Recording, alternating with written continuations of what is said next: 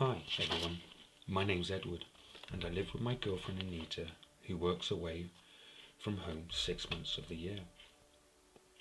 But we see each other every weekend without fail. But it's great because the other 6 months of the year Anita works from home, so I can't complain. We have a fantastic relationship and we understand each other's lives of work. The phone rang. I walked over to pick it up and answered, hoping that it was Anita on the other end, when suddenly it stopped ringing. Strange, I thought. As I turned and walked away to finish my lunch, the phone rang again. This time I managed to answer it. Hello, I said cheerfully, but there was no instant reply, and no background sound whatsoever, like you would expect to hear when talking to someone on the phone, obviously. Suddenly there was a static type of sound containing high and low pitches, middle-ranged. Statical sounds which sounded mumbled, statical message, even though the sound I could hear was not spoken in words. But strongly, somehow, I understood what the message was saying. The message I cracked instantly was the chosen one. I wrote the message down on a torn piece of paper I found next to the coffee jar on my left, next to the house keys. Suddenly, the room went blurry and cloudy. Sounds went distantly eerie, like someone was turning the volume up and down continuously. Later, a pure pitch blackness came over me, and then there was nothing. I awoke lying in my bed, without knowing how I got there. There was a sharp feeling on the back of my neck, so I reached round to touch it. There was a lump on the back of my neck, but when I took my hands away to have a closer look at my hands, there was a black, oily liquid on my fingertips. I rubbed them together and it felt soft and silky, but weirdly it didn't have an aroma to it like you would expect to have, but there was nothing. I thought for a long while and decided to give the doctor a call. I dialed the number and a voice at the end of the phone said, "Hello, Edward. How can I help?" Well, at that point, I was taken back, quite shocked. How did she know it was me? "Did you want to make an appointment?" she asked. I stuttered, then finally spat my words out. "Yes, please. That would be great. Thank you," I said. "What's the reason for your call?" she asked. I said, "It's, I lied and said, "I think it's my ear. I think it's an infection." "Okay, Edward. I'll make you an appointment to see a doctor later at 2:30 today. Is this time okay for you, Edward?" she asked. "Yes, sure. No problem. That's perfect. See you then, and thank you for your time." "You're welcome," she replied. Just before she hung up, on her end, I asked how she knew it was me on the phone and how she knew my name. Her reply wasn't what I expected. She replied in a dark, low tone voice, "We know everything, Edward, everything." That moment she quickly hung up the phone and there was silence once again. Not moments later, after I placed my phone back on charge, A piercing screeching sound sounded in my ear. I held my hands on my head, covering my ears. Then suddenly, the sound was gone, as if it was never there. But as I took my hands away from my head and brought them down, I realized the damage the sound had made.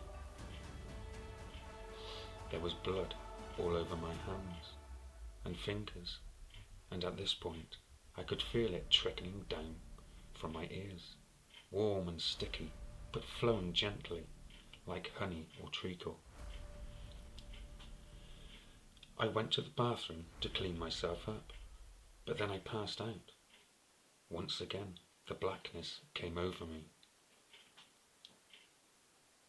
As I awoke again, lying in my bed for the second time, I looked over to the digital clock on my bedside table, and it said 12:30. Christ, I said, I've been out for 8 hours. That's impossible. I've got to find out what the hell's going on. This can't continue. I've even missed my doctor's appointment. Shit, I said. I got out of bed, put some clothes on and my shoes, and ran down the stairs to fetch my phone. And when I was in reaching distance, the doorbell rang. I unbuckled the locks and pulled the lock chain across the rail, slowly opened the door, and there she was, standing right there. The lady I'd not long ago had been speaking to on the phone had arrived at my house. Hello, Edward. May I come in? She asked. Is there anything wrong? I asked regrettably. Shall we talk inside, Edward? Too many ears and eyes this side of the door.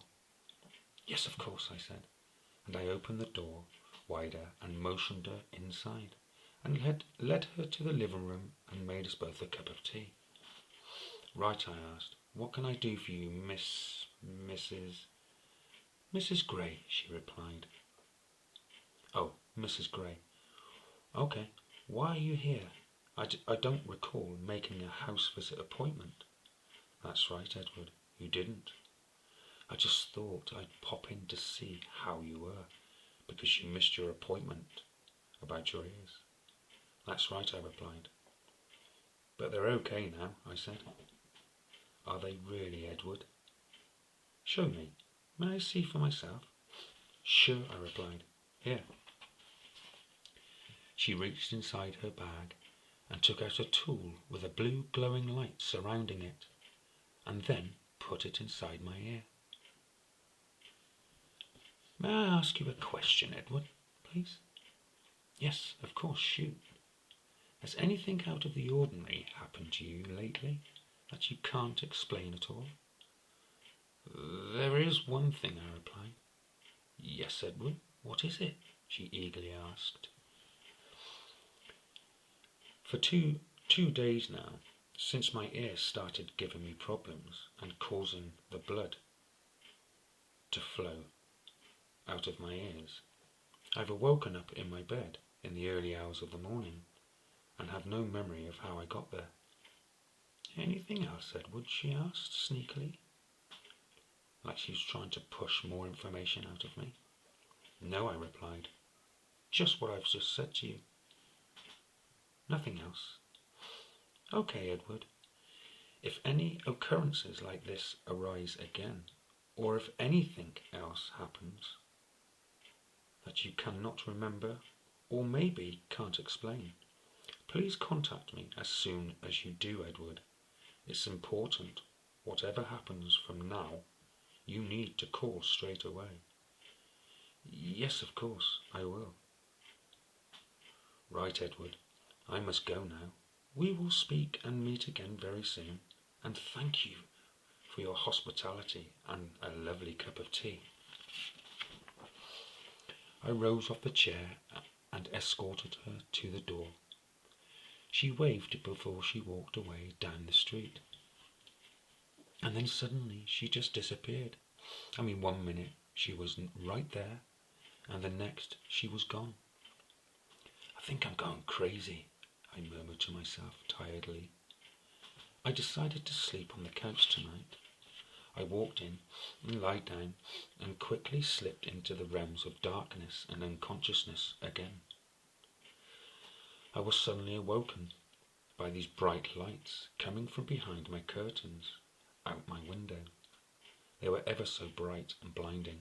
I covered my eyes instantly because my eyes started to burn. Again, darkness came over me. But I wasn't fully out for the count, as I was 2 times before. I could see at least 4 figures standing in front of me. I couldn't see their facial features.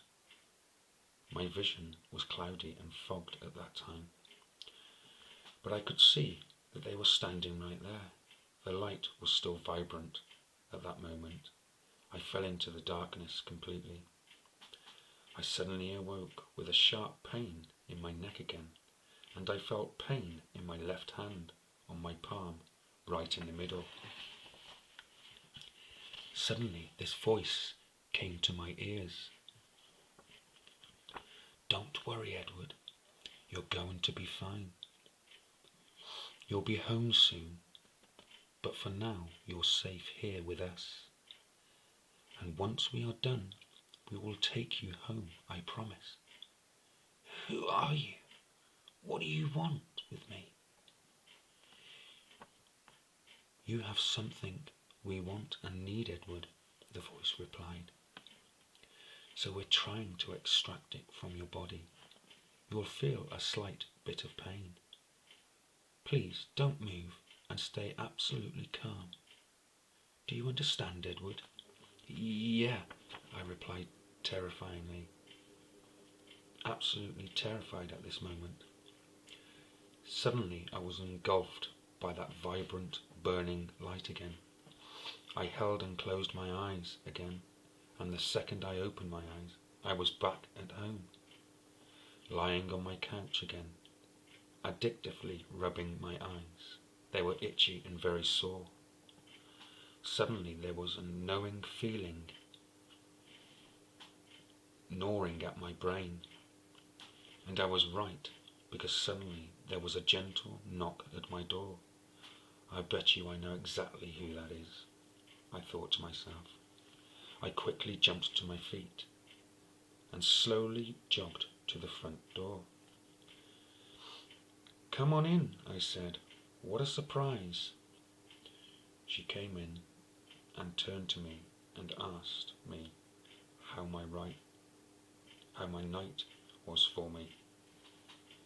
Before I could continue, I said, "It seems to me that it's more than a coincidence that every time I have these occurrences, you end up knocking on my door.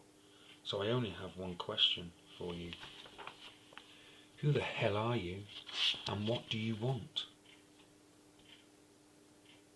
And I mean really want, with me. And why this obsession with me all of a sudden?" "Sit down, Edward, please. Could you please sit down?" she asked. I sat down quickly, but comfortably on the opposite side in a chair from where she sat. "Edward," she said, quietly this time, and so she continued. I sat back in my chair and listened. She said, still in a whispered voice, "I've been watching you, Edward. Well," she said, "we have been watching on a continuous basis." "Why me? And what's all this bright light shit and putting me into bed crap?" I said angrily. "We have tried to make your experience with us as comfortable as we can. I hope you know that, Edward." "But Edward, you are very special to us, as are others of your world. But you, and you only, are the special one. You are the one we have chosen to give a message to your world and tell them that they are not alone.